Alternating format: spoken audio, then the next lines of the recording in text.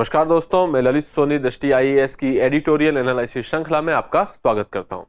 आज के इस वीडियो में हम लोग बात करने वाले हैं उत्तर प्रदेश राज्य की एक उपलब्धि के बारे में। उत्तर प्रदेश ने अपने मिशन शक्ति के तहत महिलाओं के खिलाफ जो अपराध होते हैं उनमें सजा दिलाने में लगभग 70% की दर हासिल की। महिलाओं के खिलाफ अपराध बाकी राज्यों में भी है और वहां पे जब हम देखते हैं तो हम ये पाते हैं कि जो कन्विक्शन की रेट है, सजा दिलाने की जो दर है, वो लगभग यही कुछ 15% के आसपास, 20% के आसपास रहती है। लेकिन जब हम बात कर रहे हैं उत्तर प्रदेश की, तो वही दर लगभग 70% के आसपास है। और ये मैं नहीं कह रहा हूं, ये डेटा कह रहे हैं एनसीआरबी के।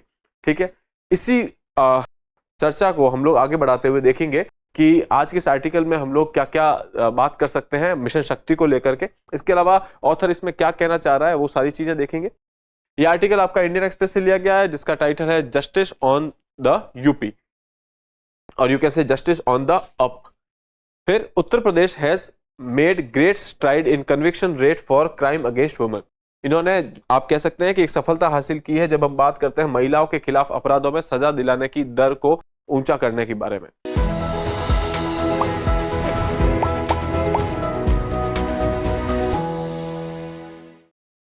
हम देखते हैं कि इस वीडियो में हम लोग बात करेंगे कि ये चीज खबरों में क्यों है और अचानक से हम लोग इन डेटा के बारे में क्यों बात कर रहे हैं।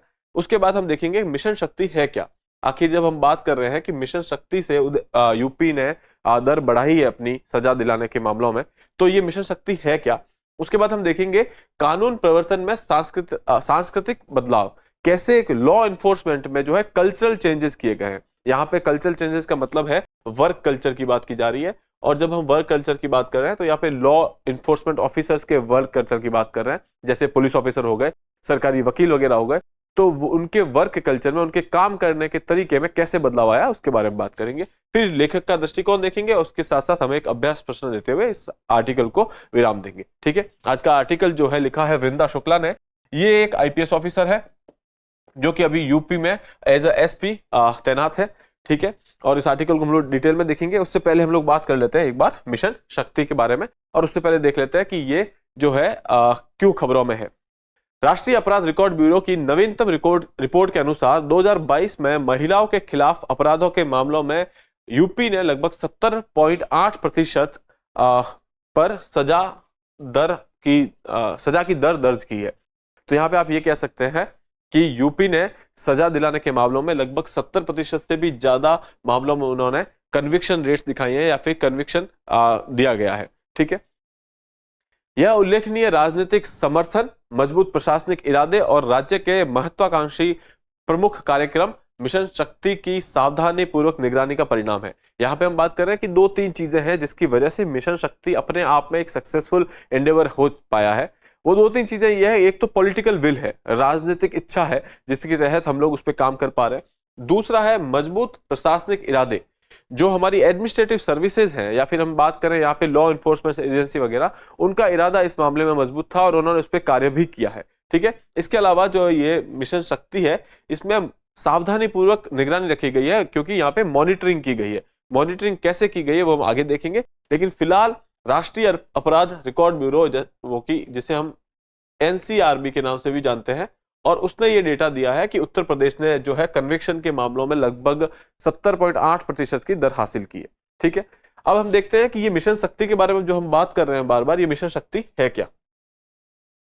मिशन शक्ति महिला सशक्तिकरण के लिए एक व्यापक पहल की गई है सरकार के द्वारा। उद्देश्य क्या है इसका? उद्देश्य सिंपल है, महिलाओं की सुरक्षा और आत्मनिर्भरता को आप इंश्योर करना, और इसका उद्देश्य है महिलाओं के जीवन में बदलाव लाना और एक समावेशी सशक्त समाज बनाना है जहां महिलाएं राष्ट्र प्रगति में योगदान दें।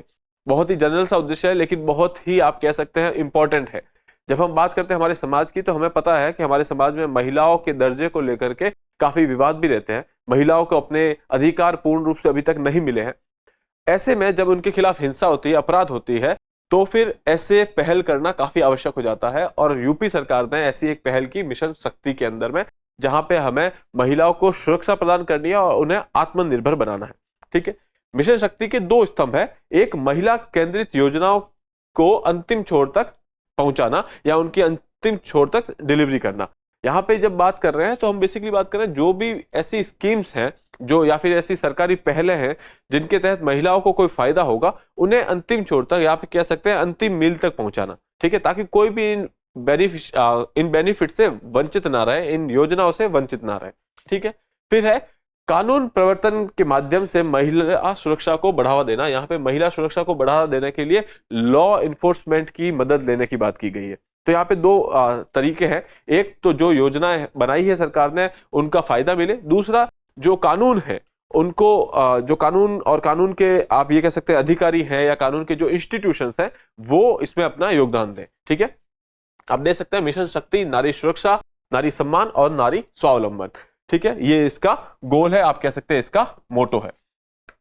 इसके बाद जब हम बात करते हैं अपने इस आर्टिकल की, तो यहाँ पे आप देखेंगे कि इन्होंने जैसे स्टार्ट में यही बताया कि 70% कन्विक्शन रेट्स हैं यूपी के अंदर, और ये डेटा एनसीआरबी के द्वारा दिया गया है। और ऐसा क्यों हुआ है, क्योंकि यहाँ हमें पॉलिटिकल विल मिल रही है, पॉलिटिकल सपोर्ट मिल रहा है, एडमिनिस्ट्रेटिव प्रशासनिक इंटेंट है यहाँ पे, ठीक है। इसके अलावा मिशन शक्ति, और मिशन शक्ति कब लॉन्च हुआ था, ये 2020 में लॉन्च हुआ था, और इसका उद्देश्य था महिलाओं के जीवन में इंप्रूवमेंट लाना, उनको सुरक्षा प्रदान करना और उन्हें सेफ फील करवाना, ताकि वो इस समाज में अपना योगदान दे सके, ठीक है।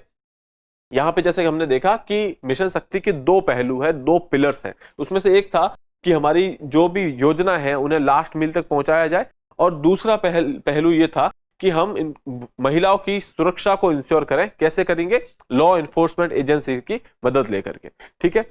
इसके बाद यहाँ पे जो ये सेकंड ऑब्जेक्टिव है जो हमारा कि महिलाओं को सुरक्षा प्रदान करनी है, उसके लिए यहाँ पे एक स्पेशल वुमेन्स हेल्प डेस्क बनाई गई। महिलाओं की मदद के लिए एक स्पेशल डेस्क बनाई गई, जो कि महिला ऑफिसर हमेशा 24/7 यहाँ पे तैनात रहेंगी और हेल्प के लिए हमेशा अवेलेबल रहेंगी।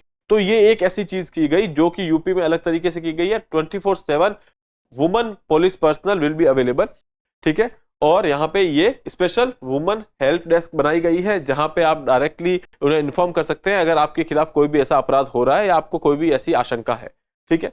उसके बाद जो है इसका उद्देश्य एक ये भी था कि जल्दी से जल्दी एफआईआर को रजिस्टर किया जाए, जल्दी से जल्दी इन्वेस्टिगेशन चालू हो, और जल्दी से जल्दी जो है ये मामला कोर्ट में जाए, और वहां पे कन्विक्शन तक जो है आपके अधिकारी हैं वो इस मामले को पूरी तरीके से मॉनिटर करेंगे। यहाँ पे एक इंपॉर्टेंट एंगल ये है कि पहले ये लगता था कि एक बार पुलिस ने इन्वेस्टिगेशन कर दी तो अब पुलिस का काम खत्म, लेकिन इस पर्टिकुलर पहल के अंदर हमें ये देखने को मिला है, यहाँ पे पुलिस को ये भी इंस्ट्रक्शंस हैं कि जब तक मामला कोर्ट में जाता है और जब तक कन्विक्शन नहीं हो जाता, उसके बीच में जितने भी जो दौर रहेंगे उसमें पुलिस का रोल रहेगा। मान लीजिए कि कोई व्यक्ति है जो गवाही के लिए आना चाह रहा है, तो उसको कोर्ट तक लाने की जिम्मेदारी भी पुलिस की रहेगी। तो इसका मतलब ये है कि यहाँ पुलिस को एक एक्स्ट्रा काम दिया गया है कि भाई आपका काम सिर्फ इन्वेस्टिगेशन तक सीमित नहीं है, आपको उसके आगे भी अपना काम जारी रखना है जब तक कि कन्विक्शन ना हो। और ऐसा क्यों है, क्योंकि देखिए जब पुलिस इन्वेस्टिगेशन करती है तो पुलिस को पता होता है कि उन्होंने क्या क्या इन्वेस्टिगेट किया, कहां पे क्या क्या चीजें हुई।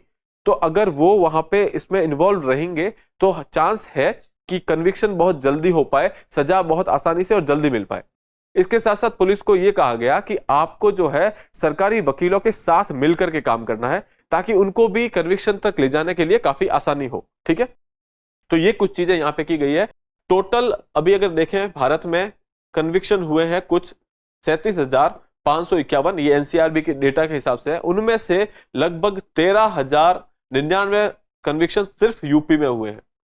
तो ये अपने आप में एक बहुत बड़ी उपलब्धि है, यूपी बहुत अच्छा काम कर रहा है इस मामले में। इसके अलावा यहाँ पे कुछ चेंजेस है, वो ये चेंजेस है कि वर्क कल्चर में चेंजेस किए गए हैं। वर्क कल्चर में या काम करने में कैसे चेंजेस किए गए हैं, यहाँ पे आपकी पुलिस को आपके जो लॉ इन्फोर्समेंट के दूसरे अधिकारी है, क्रिमिनल जस्टिस सिस्टम के दूसरे अधिकारी है, जैसे मान लीजिए सरकारी वकील हो गया, या फिर पुलिस में ही बहुत अधिकारी होते हैं, इन्वेस्टिगेशन ऑफिसर हो गया, कांस्टेबल से लेकर के ऊपर के तबके तक के अधिकारियों की बात करें, उन सबको यहाँ पे उत्तरदायी माना जाएगा। उनको ये जिम्मेदारी का एहसास दिलाया गया है कि आपको यहाँ पे जो है आपकी उत्तरदायित्व बनता है कि आप कन्विक्शन तक उसमें साथ रहें, ठीक है। तो एक वर्क कल्चर में चेंज ये किया गया है कि पहले पुलिस को लगता था कि भाई हमने इन्वेस्टिगेशन की, हमारा काम खत्म, लेकिन अब ऐसा नहीं है, ठीक है। तो एक ये चीज हो गई। Work of police does not and with the investigation and chargesheet but with the actual conviction. यही वही लिखा हुआ है कि पुलिस का काम सिर्फ इन्वेस्टिगेशन तक का नहीं है, बल्कि जब तक चार्जशीट बन करके कन्विक्शन तक ना पहुंच जाए हम लोग, तब तक पुलिस को वहां पे साथ में काम करना होगा। ठीक है। इसके अलावा एक और बात की गई है यहाँ पे फॉरेंसिक साइंस लेबोरेटरीज की। जब हम बात करते हैं महिलाओं के खिलाफ हिंसा की, यहाँ पे और भी कई ऐसे अपराध होते हैं जिनमें फॉरेंसिक्स का रोल काफी इंपॉर्टेंट हो जाता है, और भारत में फॉरेंसिक इंफ्रास्ट्रक्चर की काफी कमी है।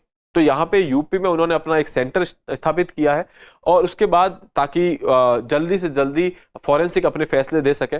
जैसे मान लीजिए कि अगर आपको डीएनए में कुछ इन्वेस्टिगेट करना है तो आपको उसके लिए टाइम लेना पड़ेगा, एक बहुत लंबी वेटिंग लिस्ट चलती है। लेकिन यूपी में ऐसा किया गया, अगर मामला महिलाओं के खिलाफ किसी अपराध का है तो वो वेट लिस्ट को आप आगे बढ़ा सकते हैं और उस काम को पहले अर्जेंसी बेसिस पे किया जाएगा। तो इसकी वजह से भी महिलाओं के खिलाफ जो ये अपराध है उनमें जो कन्विक्शन है या सजा के आप कह सकते हैं दर इसी वजह से भी बढ़ी है, क्योंकि आप कह सकते हैं काफी समयबद्ध तरीके से काम किया गया है और एक टाइम बाउंड लिमिट में रह करके काम किया गया है। ठीक है, ये हुई फॉरेंसिक की बात। इसके अलावा कुछ और भी चीजें हैं कि यहाँ पे हेल्दी कंपटीशन आ गया है राज्य के बहुत सारे जिलों के अंदर। जब एक जिला ऐसी कोई चीज में अच्छा करता है तो दूसरा जिला भी या फिर वहां के अधिकारी भी चाहते हैं कि हम इसमें बेहतर परफॉर्म करें। तो एक हेल्दी कंपटीशन आप एक कह सकते हैं, एक स्वस्थ प्रतिस्पर्धा जो है स्टार्ट हो गई है यहाँ पे, जो कि एक अपने आप में बहुत अच्छी बात है। और ये और अच्छी बात होगी कि यूपी से सीख करके बाकी राज्यों में भी ऐसी प्रतिस्पर्धा हो। ठीक है, ऐसा अगर हेल्दी कंपटीशन होता है तो बाकी राज्यों में भी आप कह सकते हैं कि कन्विक्शन की रेट्स बढ़ सकती हैं। ठीक है, इसके अलावा इन्वेस्टिगेशन ऑफिसर और जो कांस्टेबल वगैरह होते हैं जो केस को परस्यू कर रहे होते हैं, उनको रिकॉग्नाइज किया जा रहा है, उनको जो है सम्मानित किया जा रहा है अगर उन्होंने कोई कार्य सफलतापूर्वक किया है। इससे ऐसा नहीं है कि उनको कोई एडेड एडवांटेज मिल रहा है, लेकिन ये बात भी तय है कि जब आप कोई काम करते हैं और उसके लिए आपको रिकॉग्निशन मिलता है तो आप अपना तन मन धन लगा करके वो काम करते हैं।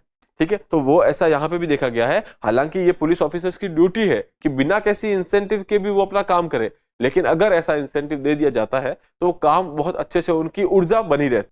ठीक है, बाकी हम देखते हैं कि पुलिस ऑफिसर्स अपना काम वैसे भी काफी कह सकते हैं कि जिम्मेदारी के साथ करते हैं। हमने देखा है कि जब हम बात करते हैं कोई त्योहार भी हो तो पुलिस ऑफिसर तब भी तैनात रहते हैं, तो वो अपना काम तो कर ही रहे हैं, लेकिन अगर उनको उस काम के लिए एक्नॉलेजमेंट मिलेगा, उनके लिए उनको कोई इंसेंटिव मिलेगा तो वो और जो है ऊर्जा उनमें बनी रहेगी। ठीक है, उसके बाद अगर हम बाकी राज्यों की बात करें तो जैसा कि मैंने बताया कि महाराष्ट्र की बात करें तो ये कन्विक्शन रेट जो है 11% के आसपास है। अगर हम बंगाल की बात करें तो 8% है, और राजस्थान की बात करें तो लगभग 37% है। तो आप कह सकते हैं कि यूपी बहुत अच्छा कर रहा है, क्योंकि यूपी में लगभग 71% है, 70% से ज्यादा है। ठीक है, तो इसलिए यहाँ पे जो है बाकी राज्य भी यूपी के इस मॉडल को यूज कर सकते हैं। और वो मॉडल क्या है, बेसिकली वो आप कह सकते हैं मिशन शक्ति मॉडल जो है यहाँ पे काफी अच्छे तरीके से कार्य किया है। ठीक है, अब कुल मिला के कंक्लूजन यहाँ पे ये दिया गया है कि अगर हम ऐसे प्रोसेस को एक जिम्मेदारी के साथ करें, एक अकाउंटेबिलिटी के साथ करें और एक टाइम बाउंड मैनर में करें तो कन्विक्शन इंश्योर किया जा सकता है। जो आपके कल्प्रिट्स हैं, अपराधी हैं, उनको सजाएं बहुत जल्दी दिलाई जा सकती है, न्याय को बहुत जल्दी उसकी डिलीवरी की जा सकती है, न्याय आपके दरवाजे तक बहुत जल्दी पहुंच सकता है अगर आप जिम्मेदारी के साथ टाइम बाउंड मैनर में इन्वेस्टिगेशन करें। और इन्वेस्टिगेशन ऑफिसर जो है जब तक कन्विक्शन ना हो उस जो आपकी प्रोसीडिंग्स है उसके अंदर जिम्मेदारी के साथ इन्वॉल्व रहे। ठीक है, तो ये कुछ चीजें जो हमने इस पर्टिकुलर आर्टिकल में पढ़ी और इसमें ये दिखाया गया कैसे यूपी का ये मॉडल काफी सक्सेसफुल रहा है। ठीक है, तो अगर हम समरी के तौर पे देखें तो हमने देखा कि मिशन शक्ति क्या है, महिला सहायता डेस्क क्या है, वुमेन्स स्पेशल हेल्प डेस्क जो मैंने बताया वो बनाई गई है, कानून परिवर्तन में सांस्कृतिक बदलाव, cultural shift in the law enforcement, जैसा कि मैंने बताया यहाँ पे अकाउंटेबिलिटी या कह सकते हैं कि जिम्मेदारी या फिर उत्तरदायित्व को यहाँ पे पुलिस वालों के सामने रखा गया है कि आपको उत्तरदायी रहना होगा, आपको जिम्मेदारी के साथ काम करना होगा। आपराधिक न्याय प्रणाली में जवाबदेही, अकाउंटेबिलिटी की बात की गई है। इसके अलावा फॉरेंसिक विज्ञान प्रयोगशाला, इसके बारे में बात की हमने कि ये इंफ्रास्ट्रक्चर कैसे जो बिल्ड किया गया है, और त्वरित न्याय वितरण, स्विफ्ट जस्टिस डिलीवरी, और आप कह सकते हैं टाइम बाउंड मैनर में समयबद्ध तरीके से जस्टिस की डिलीवरी। ठीक है, तो आज के इस कह सकते हैं कि इस आर्टिकल का निचोड़ यही है। कुछ शब्द, ये शब्द आप अपने आंसर राइटिंग में भी यूज कर सकते हैं। इसके साथ हम लोग आगे बढ़ेंगे अपने अभ्यास प्रश्न की ओर। प्रश्न यह है कि उत्तर प्रदेश में मिशन शक्ति का मुख्य उद्देश्य क्या है। आपके ऑप्शंस हैं शैक्षिक सशक्तिकरण और स्वास्थ्य देखभाल, बी महिला सुरक्षा और कानून प्रवर्तन, सी पर्यावरण संरक्षण और कृषि, बुनियादी ढांचे का विकास और आर्थिक विकास। तो आपको इसमें से जो है सबसे सही आपको जो ऑप्शन लगता है, जो सही उत्तर लगता है, उसको चूज करना है और कमेंट बॉक्स में आंसर करना है। इसी के साथ मैं इस वीडियो को विराम दूंगा। अगर आपको ये वीडियो अच्छा लगा है तो लाइक करें, शेयर करें, सब्सक्राइब करें। धन्यवाद। डियर व्यूअर्स, अपने एग्जाम की तैयारी को और बेहतर करने के लिए हमारे चैनल को लाइक, शेयर और सब्सक्राइब करना न भूलें।